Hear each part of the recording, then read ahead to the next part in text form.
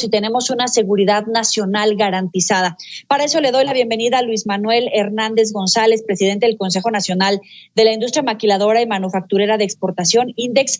Doctor Hernández, gracias por estar con nosotros. Bienvenido. Buenas tardes, Joelio. A tus órdenes.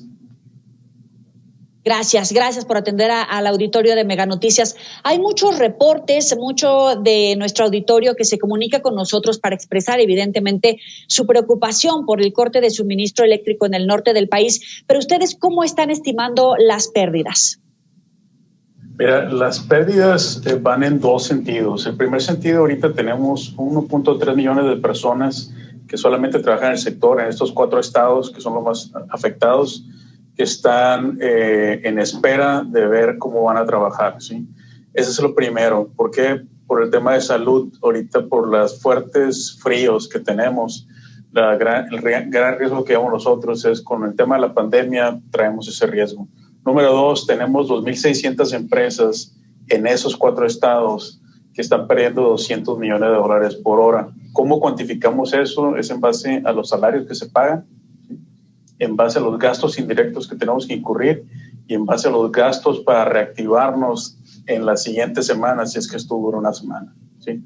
Ahorita lo que tenemos calculado son $2.700 millones del día de ayer y del día de ahora, que lo que esperamos nosotros es una respuesta más concreta, más que todo, no por Twitter o no por, vamos a decir, medios sociales o redes sociales, para poder iniciar una reactivación de cada una de las entidades que tenemos.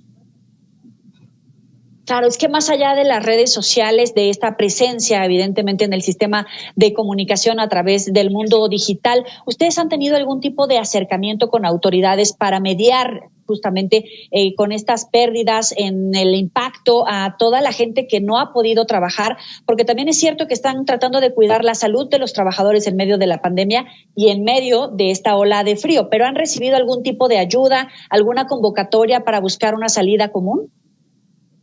Mira, una convocatoria oficial no hemos recibido. Hemos recibido respuestas de algunos arranques o de que algunas empresas cedan y dejen de producir. Aquí la clave yo creo que la respuesta debería ser más en torno de la certeza, como tú comentabas al inicio de esta sesión. ¿Qué certeza tenemos de que va a haber energía y para cuándo tenemos? Si a nosotros nos dicen eso, es más fácil nosotros programar a los asociados y decirles quédate en tu casa, ¿no?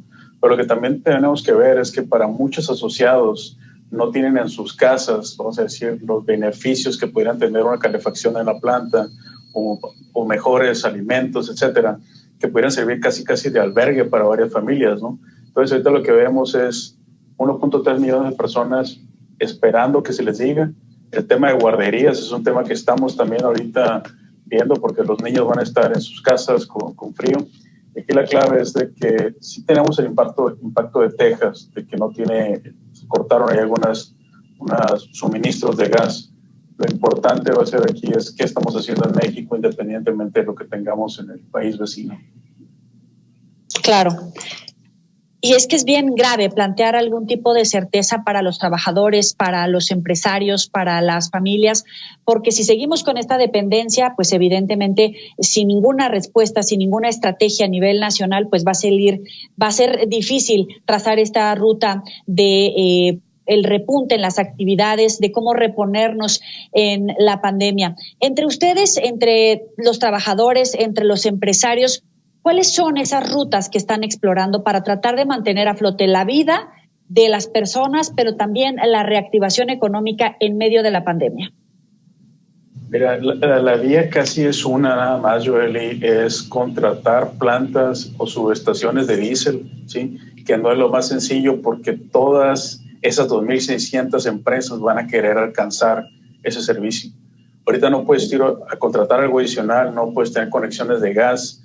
Lo que tienes es que mantener, por ejemplo, a las empresas o ciertos procesos andando. Ahorita la opción más viable que vemos es generadores de diésel y sabemos que pues, no tenemos el abasto como país, no alcanzaríamos a reactivar la parte económica y no alcanzaríamos a reactivar y ofrecer, ¿no?, básicamente esa certeza que han tenido los empleados siempre de que ahí va a estar su casa, su trabajo, para poder seguir operando en las condiciones que deben de operar, ¿no? Ahorita no es viable estar operando como estamos. Las empresas pues son un congelador, ¿no? Son un congelador, sus casas también son un congelador. Entonces, por eso esa certeza que quisiéramos del gobierno federal es: dime hasta dónde puedo operar, si puedo operar un 25% o un 50% por los siguientes días. Eso a nosotros nos da una estrategia, ¿no? Ahorita lo que queremos es que nos ayuden a definir esa estrategia. Los silencios muchas veces o las publicaciones sin fundamento pues no nos van a servir de mucho. ¿Se está quedando corto el gobierno federal en trazar esta estrategia para tratar de apoyar a la industria? Creo que tienen la voluntad, creo que tienen que ser más rápidas. Yo siempre hemos dicho, el gobierno se mueve a una velocidad, los empresarios a una velocidad más rápida. Entonces ahorita si nos pudieran decir, ¿sabes qué? Dame un rango, no quiero certeza. Además, si sabes que entre 5 horas y 15 horas voy a estar listo, puedo vivir con ese rango, ¿no? Ahorita no tenemos ni siquiera un rango. Claro. En la mesa, incluso la siguiente semana, hay un punto clave en la agenda porque es el debate de la reforma eléctrica. En este sentido, cuando estamos atravesando la pandemia, con este corte en el suministro eléctrico, ¿cuál sería su posicionamiento frente a esta reforma que intentan aprobar de manera rápida en el Congreso? Creo que la reforma tiene que, en vez de ver hacia adentro de México, tenemos que ver afuera de México. ¿Qué está haciendo todo el mundo? ¿Sí? Si tú te vas a lo que está haciendo Biden en su primer año de gobierno, quiere que casi 3 años de gobierno, dice que el 50% de los carros de policía de todo el país van a ser eléctricos. Eso te puede dar una idea de que siendo el socio comercial más grande de Estados Unidos de México, necesitamos adaptarnos nosotros, ¿okay? Necesitamos entender un poco más hacia dónde va el mundo, porque el sector donde estamos nosotros pues no compite en México, el sector que estamos nosotros compite con todo el mundo. Creo que sí estamos cortos en lo que es la reforma en específico. Creo que tenemos que darle entrada a lo que es alguna inversión, dinero fresco de gente que ya tiene capacidad probada en otros países y más que todo poder integrarnos a cadena de suministros. Ahorita tú lo comentas, la recuperación del COVID es clave, ¿sí? México en este sector pues vamos a generar, si todo camina bien, para junio 160,000 empleos que no teníamos el año pasado con COVID. Entonces vamos a crecer. La cuestión aquí es si le sumamos un poquito más, mayor voluntad y mayor apertura a energías, creo que podemos ser la potencia que Estados Unidos y Canadá esperan que México sea. Básicamente porque el TEMEC funcione. Asia también nos ve, pero la duda que tiene Asia es la misma, ¿no? ¿Van a poder tener la infraestructura en México para soportar lo que queremos mandar? Ese es el gran tema y es lo que quisiéramos nosotros ver que se pone en la mesa. Pero estamos, no sé, cortos en términos de competitividad. ¿Estamos dando pasos hacia atrás? Creo que no nos estamos moviendo, no creo que estamos dando pasos hacia atrás. Creo que estamos tratando de ver qué va a pasar, ¿sí? Pero no decidimos. Creo que tenemos que decidir más rápido. Ahorita la energía solar ya es en algunos países algo obsoleto y no la hemos adaptado. Entonces creo que esa parálisis de estar revisando las cosas nos está afectando.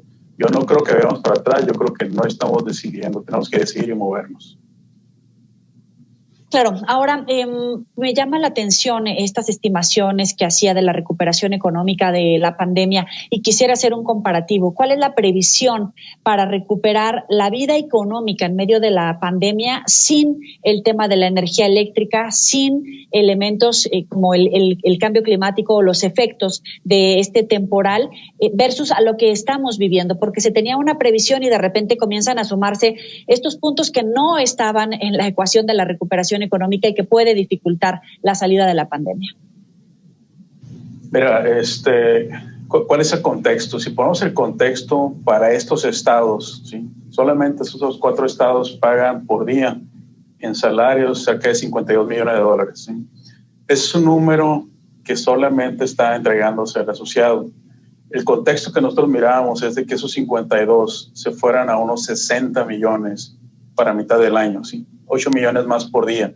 Es un número muy importante porque a partir de ese número es lo que se genera de capacidad en las empresas. Tenemos que ver que las empresas nosotros van por 2 caminos, capacidad y productividad. Ahorita si no tenemos energía no podemos hablar de capacidad. Si no tenemos energía y no tenemos el empleo, no podemos hablar de productividad. Entonces, sí, para nosotros que estamos compitiendo contra el mundo, otros países, como decía previamente, lo que se esperaba es un crecimiento del 3 al 5%. Con esto creo yo que estaríamos en un 2 al 4%, 2 al 3% en el año, lo cual es bueno porque otros sectores no van a crecer, pero no vamos a estar alcanzando, vamos a decir, la parte económica que requerimos en México para poder subsanar todos los, vamos a decir, faltas que tenemos en infraestructura o faltas que tenemos en productividad por temas similares al de energía. Claro. Le agradezco muchísimo estos minutos para Mega Noticias al doctor Luis Manuel Hernández González, presidente de Index Nacional. Muy buena tarde para usted. Gracias, Ale. Buenas tardes.